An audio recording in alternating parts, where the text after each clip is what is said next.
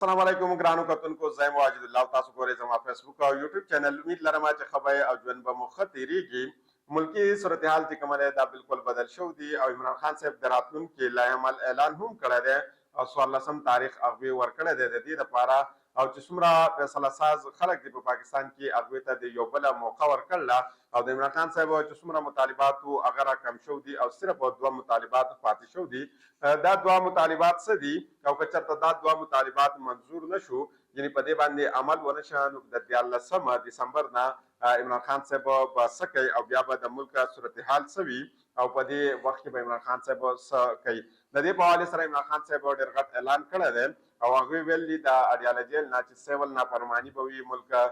جام به وي یعنې پوره ملک به چې کومه وي دا جام کېږي او د دیوار هغه غورځېدو هغه آخري دقه چې کومه ده د هغې هم عمران خان صاحب اعلان کړی دی هغې ویل چې دیوار ته به آخري چې کومه دقه ده هغه به موږ هم ورکوو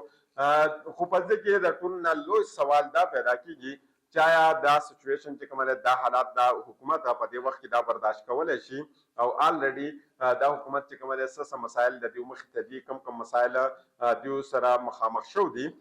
دا وخت که موږ وګورو پسې پرده څه روان دي او آلریډي د حکومت ته څه مسایل دي دا ډېر زیات اهم دي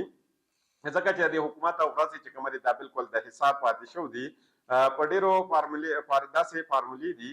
چې په هغې باندې بحث کېږي او لګیا دي خلک وایي که موږ د پنډه اسلام آباد صحافي چې څومره حلقې دي هغې ته وګورو په هغې کې په دې خبره باندې بحث روان دی چې د شهباز شریف صاحب د حکومت نه د چټکاره حاصلولو دپاره کوشش روان دی او یو قومي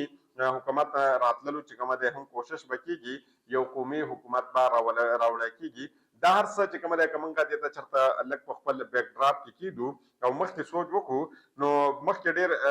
داسې څه روان دي یعنې که دا وخت موږ وګورو د ډي چوک اپریشن کېږي د اپریشن نه بعد بیا موږ ګورو چې صورتحال بالکل بدلیږي او عمران خان صاحب دا هغو صورتحال ته کتل دي د هغې نه بعد چې کومه دی هغوی دا لایحمل چې کومه دی دا ورکړی دی موږ که دا وخت د پاکستان وګورو عمران خان صاحب چې کومه موجوده لیډرشپ دی چې په هغې باندې ډېر خلک سوالونه چوتوي خو عمران خان صاحب هغې ته نه دي کتل هغوی دغه لیډرشپ هم سایډ ته کړی دی د دغه لیډرشپ نه خلک ایستل چې کومه دی هغه هم دې سایډ ته کړل دي خو عمران خان صاحب دا وخت چې کومه دی داسې کار کړی دی چې په کم ځای باندې دا سیستم او نظام خفه کېږي یقینا عمران خان صاحب هغه ځای خپله نشانه جوړه کړله او په هغه ځای یو نشانه لګول ده د دې حوالې سره د اډیاله جیل نه یو اهم سټیټمنټ چې کومه دی جاري کړی شوی دی موږ ګورو چې فارمیشن کمانډر اجلاس ختم شي د هغې نه بعد هغې یو اعلامیه جاري کوي او په اعلامیه کې دوی ښکاره چې کومه دی هر څه وایي او په ښکاره پیغام دی ورکوي د هغې نه بعد عمران خان صاحب د اډیاله جیل نه هم یو خپل پیغام جاري کوي او هغه هم د راتلونکي وخت خپل لایحمل چې کومه دی هغې ورکړلی خو کومه چې عمران خان صاحب د آخري کارډ خبره کړې یقینا د هغه آخري کارډ نه دی کومه چې عمران خان صاحب ویلو چې زه یو پیر پته چې کومه ده دا به وغورځوم د هغې نه بعد د نظام دا کومه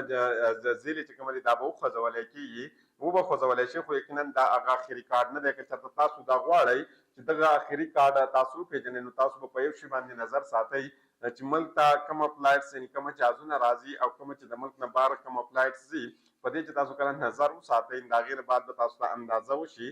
چې دا آخري کارډ د عمران خان صاحب څه دی راځو عمران خان صاحب چې که دغه ځای نه کومه پیغام جاري کړی دی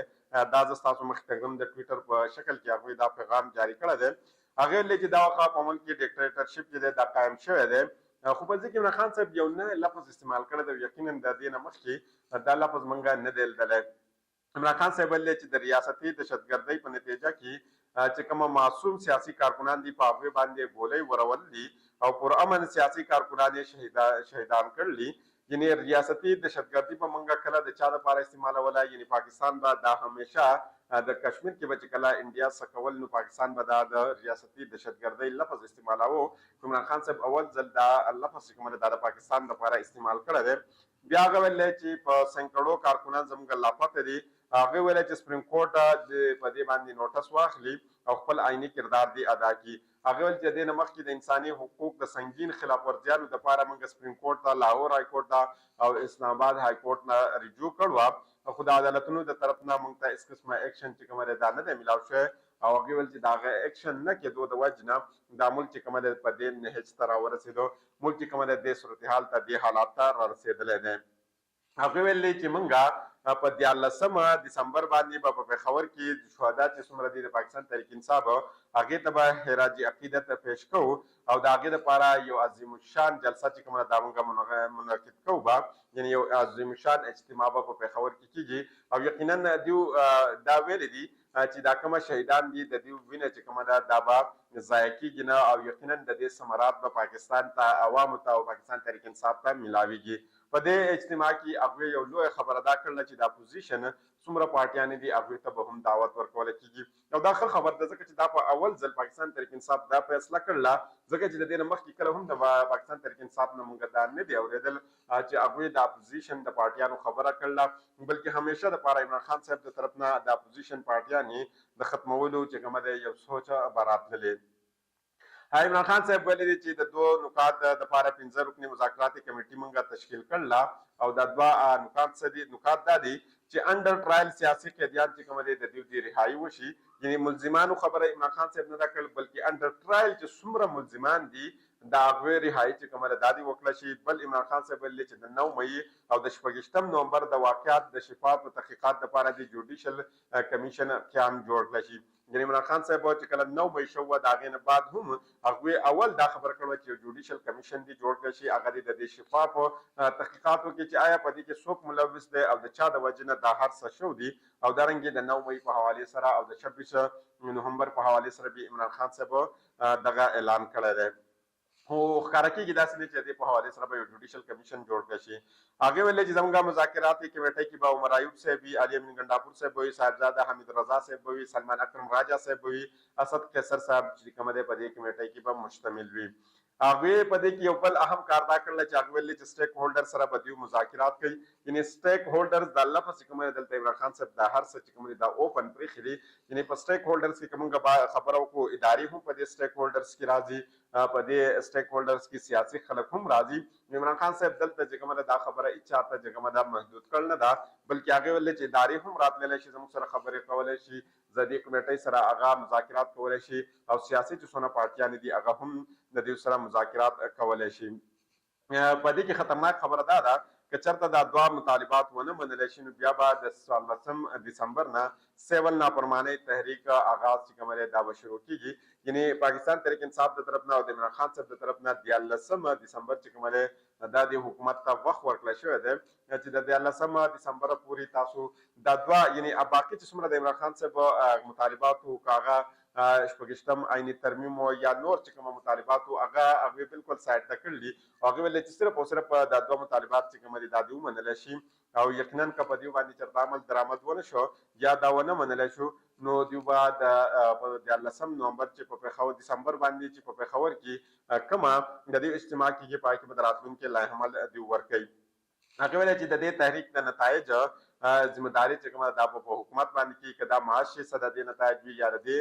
ذاتي چاته څه نقصان وي هغې ویلې چې د سیول نافرمانۍ په نتیجه کې به بیروني ملک چې څومره مقیم پاکستانیان دي هغوی نه به موږ اپیل کوو چې هغه ترسیلات زر یعنې ریمیټنسز چې کومه دی دا محدود کړي او بایکاټ مهم وچلوي د دې تحریک دویمه مرحله چې کومه ده په دې کې به مزید موږ تاسو ته نور شیزونه وایو او دویمه مرحله به د دې هم راځي اوس زه ستاسو مخې ته دا هم ږدم چې عمران خان صاحب یو خو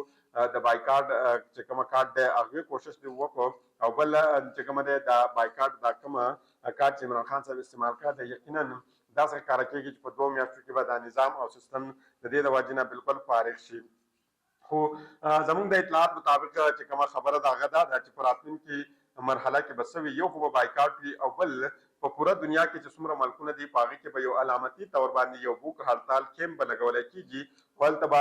پوره دنیا ته دا ویلی کېږي چې په پاکستان کې څه روان دي بل د بجلی ګیس موبایل ریچارج او ټلیفون نیټورک بلز چې کومه دی دا به نه ورکولی کېږي د دې په حوالې سره هم چې کومه دی شیزونه روانېږي او لګیا به وي او د دې سره سره عمران خان صاحب دا ریکویسټ هم کولی شي قوم ته چې تاسو صرف او صرف هغه شیزونه واخلئ چې د کومې تاسو ته ضرورت دی یعنې د خوراک شیزونه اخلئ چې د کومې نه ستاسو ګزاره نه کېږي نور چې څومره لګزري شیزونه دي یا غیر ضروري یعنې موجوده طور کې ټیم کې د هغې نه ستاسو ټیم پاس کېږي نو هغه شیزونه تاسو مه اخلئ یقینا که چېرته خلک په دې باندې عمل وکړي نو د دې نه به ملک ته ډېر نقصان وشي او د ملک معاشي سیستم چې کومه دی دا به کېنولی شي په راتلونکي ویډیو کې مزید ډیټیل زه ستاسو مخې ته کړم د بلې ویډیو پورې ماته اجازت راکړئ د الله په امان